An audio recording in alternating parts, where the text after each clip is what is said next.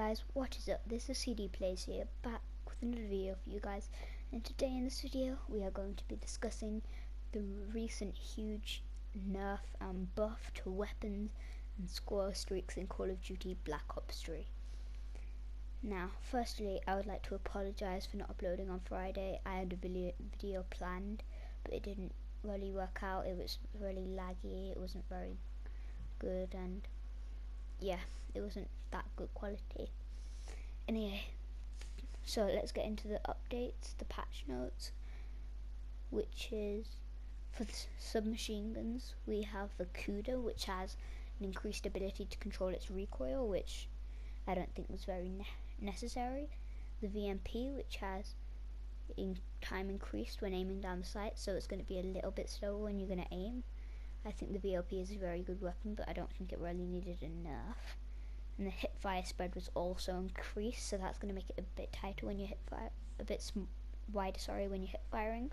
The Weevil had an increased ability to control recoil, which I don't think was really there. It needed either a range buff or a fire rate buff, because that thing is quite weak.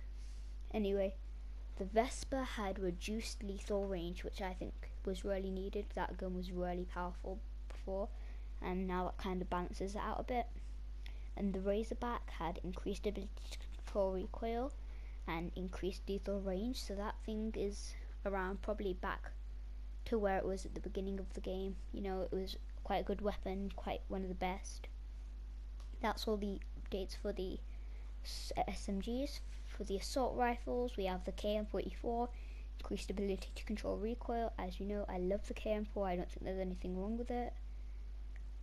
The XR2, movement speed reduced. I don't understand why that's necessary. Maybe that, I don't think that affects the ADS time, so I don't understand why that was necessary. HVK, increased ability to control recoil. I kind of did notice quite a lot of recoil when I used that weapon. It is. The ICR had a big one. Increased ability to control recoil, hipfire spread reduced. Fixed an issue with the reload animation apparently, which I haven't noticed because I'm not a big fan of the ICR one. I'm not entirely sure why that was buffed though, because when I use it I find it to be quite effective. And the Man of War, it has an increased ability to control recoil also. The MAA7 has a well needed fire rate reduce. For the shotguns, the KM44 removed 3-hit kill. You cannot get a 3-hit kill, you can only get a 2-hit kill with the gun. The 205 Brecci has increased lethal range, which means it's going to be more effective at longer ranges.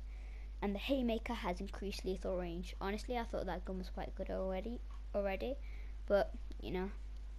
For the LMGs, we have the Dingo, which is movement speed increased. I already found that really quick to move around with, so an increased ability to control recoil. Again, a lot of these increased ability to control recoils I haven't really noticed, because I really don't need a grip in these games. For the 48 Dredge, we have fire rate reduced. I think that is well needed, because you could just kill someone with one burst and they wouldn't be able to do it because the burst came out so fast. The MR6, movement speed increased. Yes, it gets it more pistol-like. RK5, movement speed increased, reduced lethal range for the RK5, and I think that's really needed because pistols in this game, you could run around with them like they were actually real weapons. The LK9, movement speed increased, reduced damage, reduced lethal range, hip fire spread increased. So that one got a big nerf. I haven't actually used the LK9 myself, but I've heard from people that you can run around with it like it's an SMG, just with a shorter kind of magazine size. So that one got hit pretty hard. Now for the score streaks, which was the big thing, because they kept on getting taken down by rocket launchers all the time as soon as you put them up.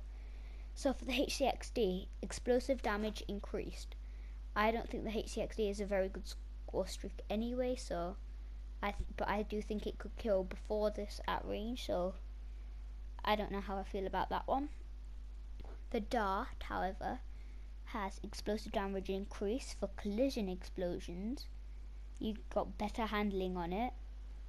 Minimum speed slightly reduced, so you're gonna have to go a bit faster, and it can now lock onto enemies slightly better. Right, for the Talon, AI control damage slightly increased. Now I think that's fairly necessary because when I used it with AI control, it just didn't get any kills. I feel like you kind of need to control the Talon for it to be effective in this game. Now for the Mothership got a big buff. I'm not entirely sure why. I don't see many people using the Mothership. I mean, I've never been in a game where someone's used the Mothership, so I don't understand why it needed a buff, because it's so hard to get anyway. So it had the increased number of missiles required to destroy too. Well, I'm pretty sure that's already quite a lot, so I don't understand why they would need to add extra.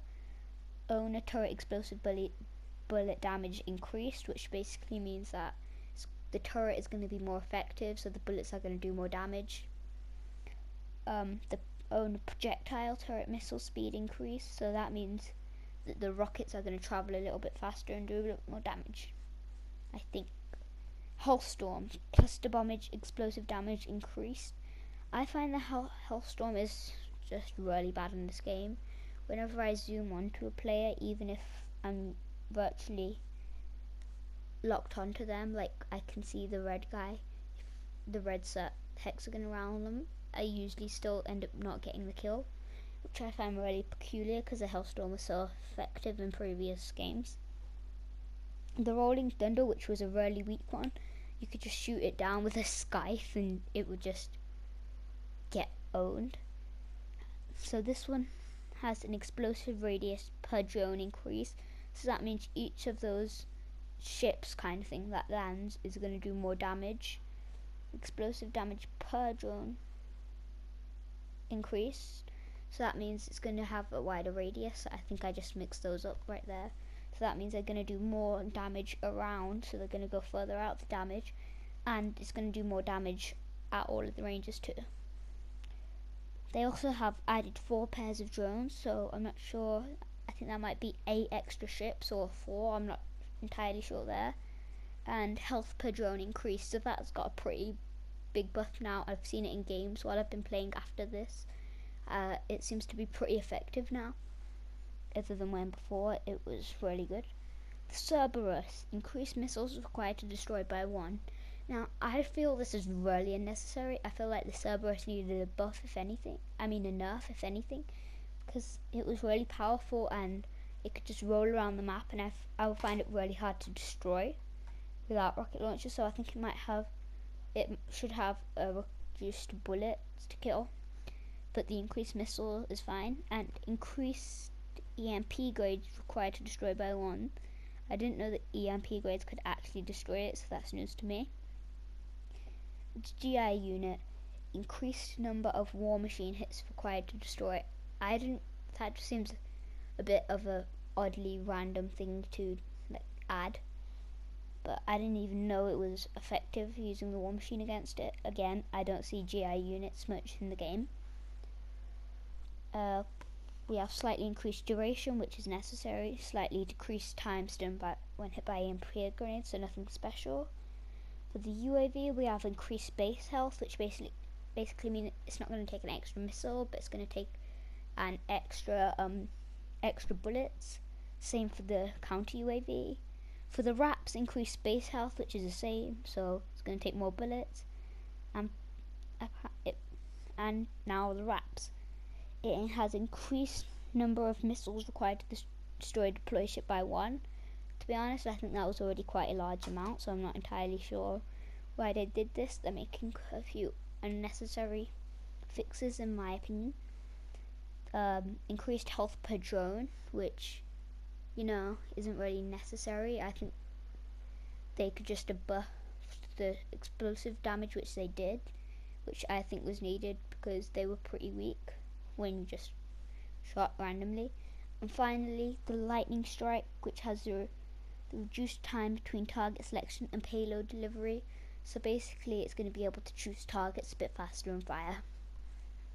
Alright guys, thank you so much for watching. That was the updates for this, all the buffs and nerfs of this update. It was a Reddit post by David Vontar. Thank you so much for watching. Peace out.